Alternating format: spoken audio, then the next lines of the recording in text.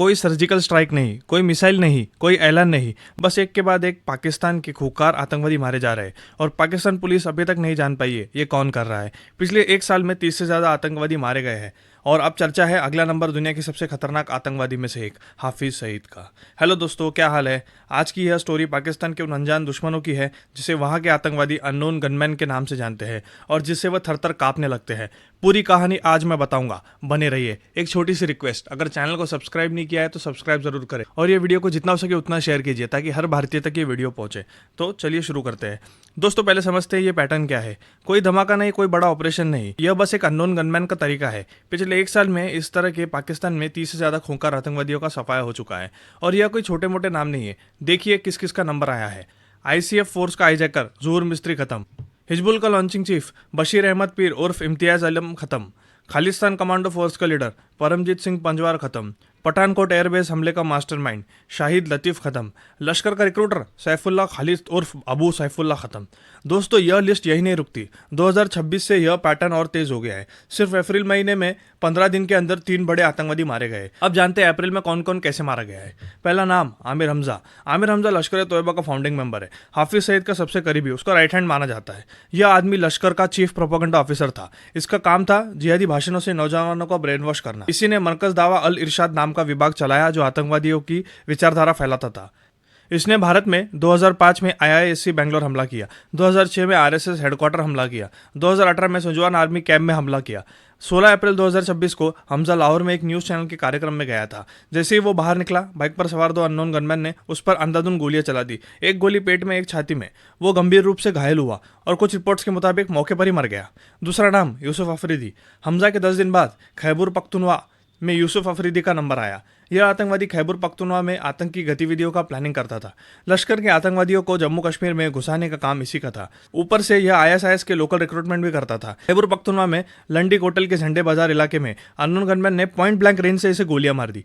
तीसरा नाम सलमान अजहर। अफरीदी की हत्या के मात्र 48 घंटों के अंदर बहवालपुर में सलमान अजहर भी मारा गया। दोस्तों, यह नाम सुनकर चौंक जाएंगे आप। सलमान अजहर जैश ए मोहम्मद के चीफ मसूद अजहर का करीबी रिश्तेदार। यह जैश के बहवालपुर हेडक्वार्टर में फाइनेंस डिपार्टमेंट संभालता था। आतंकी हमलों के लिए पैसे जुटाना, बांटना, यह सब इसी की जिम्मेदारी थी। जैश का ट्रेनिंग इंफ्रास्ट्रक्चर भी यही मैनेज करता था। मसूद की गैरहाजिरी में बड़े फैसले भी यही लेता था। 29 अप्रैल को बहवालपुर में एक अनजान गाड़ी ने उसे टक्कर मार दी और मौके पर ही मर गया। पाकिस्तान सरकार ने इसे सड़क दुर्घटना बताई है, लेकिन पाकिस्तानी सुरक्षा एजेंसियों ने खुद माना है यह एक टारगेटेड किलिंग थे। 15 दिनों में 3 बड़े आतंकवादी, तीनों अलग अलग शहर, तीनों अलग अलग तरीके से, और तीनों के हत्यारे अभी तक नहीं पकड़े गए। इन तीनों हत्याओं को मिलाकर देखें तो एक पैटर्न साफ दिखता है। आमिर हमजा और यूसुफ अफरीदी दोनों लश्कर तोयबा से जुड़े थे। सलमान अजहर जैश से जुड़ा था और लश्कर और जैश दोनों किसके इशारे पर काम करते हैं?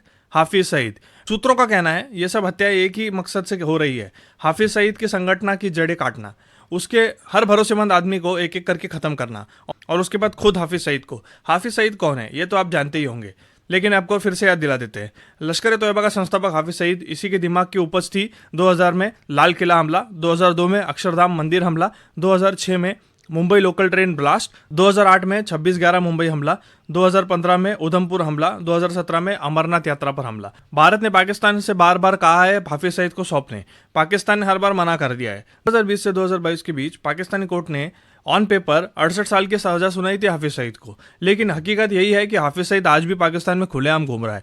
2021 में लाहौर में उसके घर के बाहर बम फटा था, लेकिन वो बच गया था। उसके बाद पाकिस्तान ने उसकी सुरक्षा और बढ़ा दी थी। लेकिन दोस्तों, अननोन गनमैन से कोई सुरक्षा नहीं बचाती, क्योंकि वो चुपचाप आता है और अपना काम करके चले जाता है और पाकिस्तान पुलिस सिर्फ देखती रह जाती है। दोस्तों, अब ये सवाल जो आपके मन में है, अननोन गनमैन कौन है? पाकिस्तान सरकार का आधिकारिक बयान है यह हत्या लोकल गैंगवॉर की वजह से हो रही है, किसी स्थानिक झगड़ों के नतीजे से। लेकिन दोस्तों, क्या आपको लगता है कि गैंगवॉर में लश्कर चीफ प्रोपेगेंडा ऑफिसर, जैश के फाइनेंस हेड और आईएसआईएस का लोकल रिक्रूटर तीनों एक ही महीने में मारा जा सकता है? पाकिस्तानी मीडिया और सुरक्षा विशेषज्ञ खुलकर कह रहे हैं ये सर्जिकल स्ट्राइक्स विदाउट बॉर्डर्स है। पाकिस्तान ने कई बार भारत पर आरोप लगाया है कि यह हमले भारत करवा रहा है, लेकिन दोस्तों, भारत ने आज तक एक भी बयान नहीं दिया है, न हाँ न ना। यही चुप्पी सबसे बड़ा जवाब है। याद है 2019 का बालाकोट स्ट्राइक?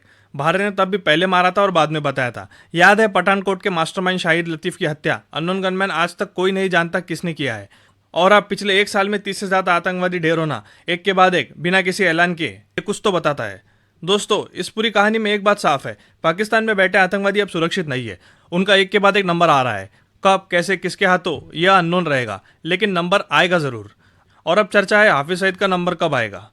आपको क्या लगता है दोस्तों, अननोन गनमैन कौन है और क्या हाफिज सईद खान नजदीक है? कमेंट में लिखिए, हम आपके कमेंट्स पढ़ रहे हैं। और अगर ये वीडियो आपको अच्छा लगा हो तो इसे लाइक करें, शेयर करें और चैनल को सब्सक्राइब करें। मिलते हैं आपसे अगले अपडेट में। जय हिंद, जय भारत।